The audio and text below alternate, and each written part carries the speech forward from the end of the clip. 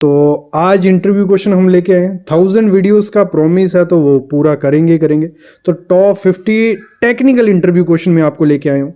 बाकी आप हमारी वेबसाइट पे भी ये पढ़ सकते हो, पीडीएफ भी आपको कहीं से कहीं मिल जाएंगे। लेकिन जो प्रैक्टिकल वे से आपको हम बताएंगे, मैं बताऊंगा आपको, वो आपको सीखने को नहीं मिलेगा, क्योंकि डायरेक्ट आपको इंटरव्यूअर को वही चीज़ बता दोगे, आपका इंटरव्यू क्लियर हो जाएगा। और ये क्वेश्चन इंटरव्यू में पूछेंगे ही पूछेंगे, नहीं भी पूछेंगे, नॉलेज गेन होगा, साइड पर जाके एक काम जरूर आएगा।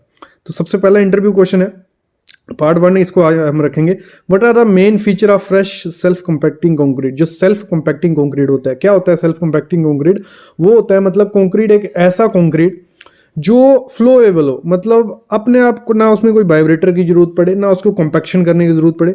जहां भी आप डालो, आप फुटिंग में डालो, राफ्ट में डालो, कॉलम में डालो, वो अपने आप कंपैक्ट हो जाए, तो उसे हम सेल्फ कंपैक्टिंग कंक्रीट बोलेंगे। IS कोड 10262 2019 क्लॉज 7.2 कहता है सेल्फ कंपैक्टिंग कंक्रीट उसे कहेंगे हम जो फ्लोएबिलिटी टेस्ट कंप्लीट कर जाए। 4 किस्म के टेस्ट किए जाते हैं जब भी ये होता है साइट पे। पॉसिबल होगा तो मैं प्रैक्टिकल आपके लिए लाऊंगा सिविल साइट विजिट चैनल पे प्रैक्टिकल टेस्ट करके।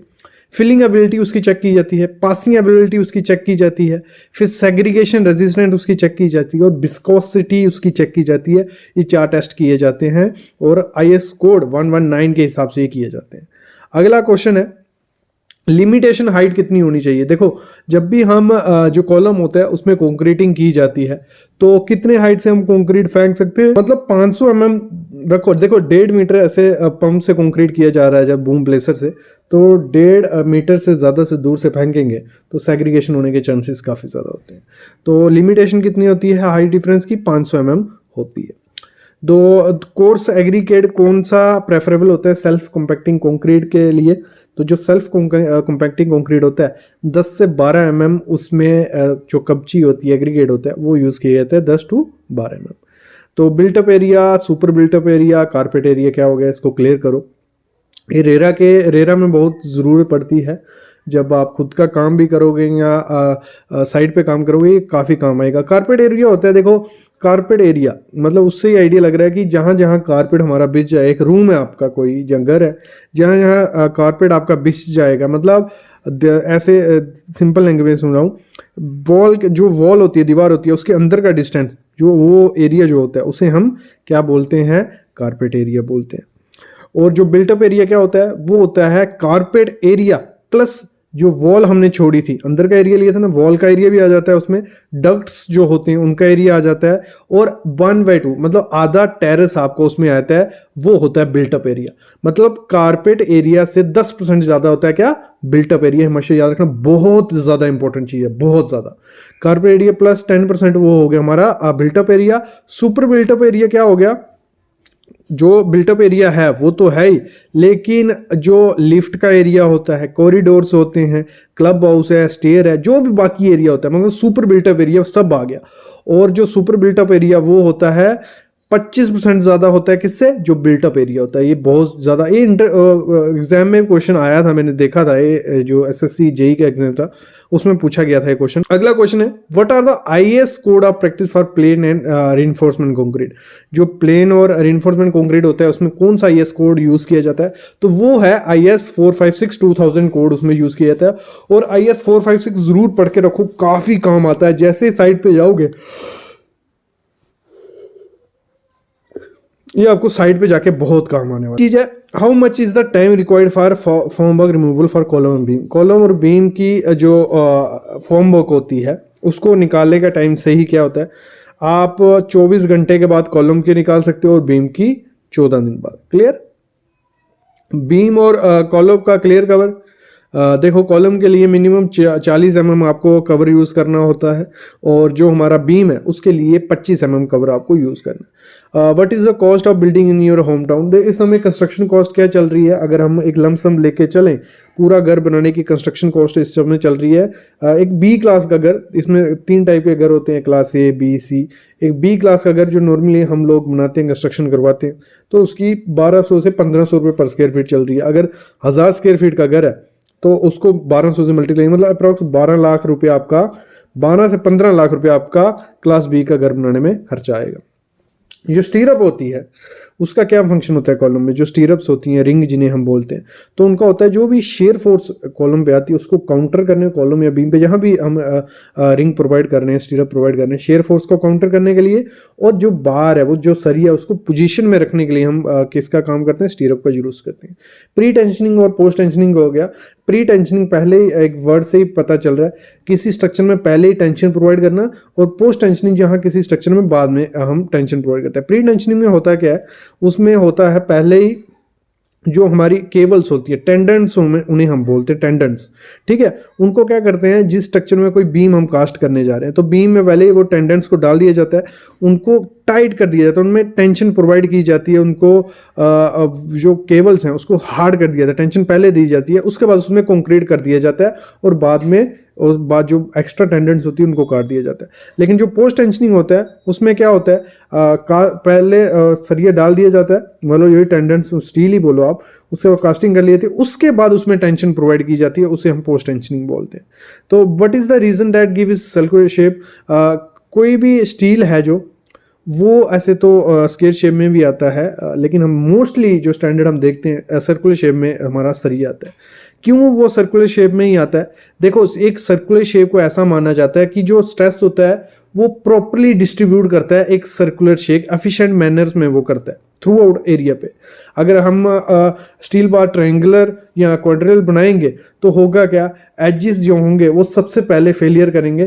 तभी क्या होता है, कोई भी स्ट्रक्चर होता है जो ट्रायंगल शेप का होता है उसे प्रिसाइसली बनाना पड़ता है, क्योंकि उसके एजेस पे सबसे ज्यादा स्ट्रेस उसमें जाता है। क्वेश्चन है, what is the compressive strength of ordinary Portland cement after 3 days, 3 दिन के बाद जो हमारा ऑर्डिनरी पोर्टलैंड सीमेंट होता है उसकी कंप्रेसिव स्ट्रेंथ कितनी देखने को मिलती है, उसकी मिलती है हमें 14 मेगा पास्कल।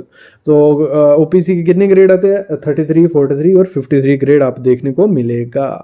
तो हम सैंड क्यों यूज करते हैं, देखो what is the effect on bulking of sand with increase in moisture content. देखो हर सुबह जो बैचिंग प्लांट होते हैं, जहाँ कंस्ट्रक्शन प्रॉपर तरीके से टेक्निकल वे से की जाती है, वहाँ पे बैचिंग की जाती है, तो वहाँ चेक किया जाता है कि आज सैंड में कितना मॉइस्चर मिल रहा है, जो नया लोट आया सैंड का उसमें कितना मॉइस्चर मिल रहा है। अगर इंक्रीज होता है मॉइस्चर कंटेंट उसमें, तो बल्किंग ऑफ सैंड जो होती है वो भी इंक्रीज करनी पड़ती है मैक्सिमम वैल्यू तक, उसके बाद उसको डिक्रीज कर दिया जाता है, ठीक है। अगला क्वेश्चन है, name main constructor of cement which is responsible for initial and early strength of cement. तो देखो इनिशियल और फाइनल सेटिंग टाइम होता है सीमेंट का, इनिशियल हो गया 30 मिनट और फाइनल हो गया 600 मिनट या 10 घंटे। तो इनिशियल जो सेटिंग टाइम होता है वो उसके लिए रिस्पॉन्सिबल कौन सा केमिकल, कौन सी चीज़ है जो सीमेंट में प्रेजेंट होती है, वो होती है ट्राई कैल्शियम सिलिकेट। तो ये अगर उसमें प्रेजेंट है तो ये जल्दी, अगर इसकी मात्रा कम है तो देखो अगर ट्राई कैल्शियम सिलिकेट की मात्रा कम है तो जो इनिशियल सेटिंग टाइम होगा वो ज़्यादा हो जाएगा, अगर ज़्यादा है तो वो जल्दी सेट होने लग पड़ेगा। ये क्लियर हो गया। नेक्स्ट है, but is the standard motor mixing ratio of cement and sand for testing the compressive strength of cement. देखो आपने सीमेंट की जब टेस्टिंग की जाती है, छोटे छोटे क्यूब्स बनाए जाते हैं उसके 100 mm बाई 100 mm के, इवन 50 mm बाई 50 mm के, तो उसमें क्या रेशियो रखी जाती है उसकी कंप्रेसिव स्ट्रेंथ टेस्ट करने के लिए, तो उसकी 1:3 उसकी रेशियो रखी जाती है, उसके बाद उसकी टेस्टिंग की जाती है। अगला क्वेश्चन है, what is the normal consistency of OPC cement, ordinary Portland cement होता है जो, उसकी नॉर्मल कंसिस्टेंसी क्या होती है, वो होती है 30%, और IS कोड 4031 पार्ट 4 कहता है वो रेंज किसके बीच होनी चाहिए, 26 to 33% होनी चाहिए कंसिस्टेंसी, अगर ज़्यादा या कम है वो सही सीमेंट नहीं है। और अगला क्वेश्चन है, what is the proportion of cement sand for plaster of septic tank. जो सेप्टिक टैंक होता है हमारा, उसकी प्लास्टर अगर हमें करना है तो एक अच्छा सीमेंट, रिच मोटार सीमेंट किसको कहा जाता है, 1:3 होती है, वो मोस्टली यूज़ किया जाता है, तो वो हम उसमें यूज़ करते हैं। तब basic purpose of retarder in concrete, जो रिटार्डर यूज़ किए जाते हैं कंक्रीट में, उसका बेसिक पर्पस क्या होता है।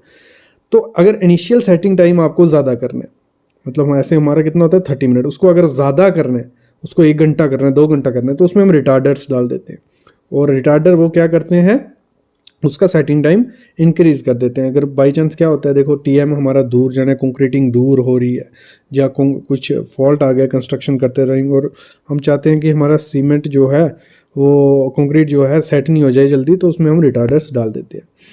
तो relation between length and width of septic tank, तो आपका जो लेंथ कितनी होनी चाहिए, विड्थ कितनी होनी चाहिए, वो उसको हम कहते लगते हैं कम से कम आपकी मिनिमम लेंथ कितनी होनी चाहिए।